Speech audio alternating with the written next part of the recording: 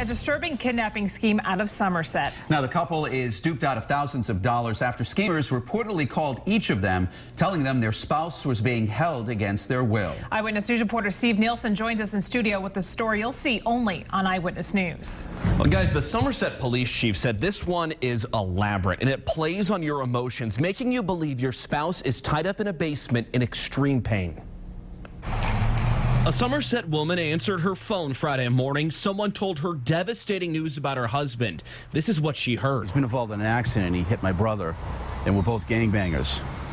And we broke his jaw because he was acting up, and we have him tied up in the basement, and you need to send us money before we release him. It's very elaborate because they actually hear people in the background, and they'll have somebody scream in the background like it's their relative. Somerset Police Chief George McNeil says the call came from her spouse's number. They're hacking into their cell phones.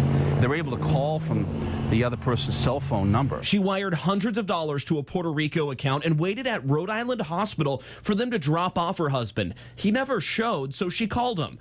Turns out he was waiting for her because he just wired more than $1,000 to Puerto Rico as well. The schemers had duped both of them with the same tactic. I've never seen anything like it. What makes this phone scheme so much worse than the others? It's not just the money. It's the psychological torment they put their victims through. The woman was obviously upset.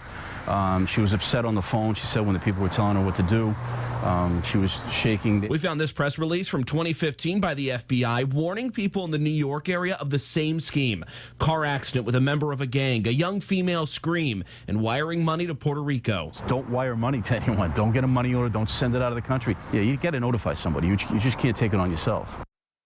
Now, the chief put out a newsletter last night to get the word out about this scheme, and someone contacted him right away to say that his spouse also received a call like that. If you want tips to know what to do in that situation, you can go to our website, WPRI.com, and we've posted them right from the FBI. I'm Steve Nielsen, Eyewitness News.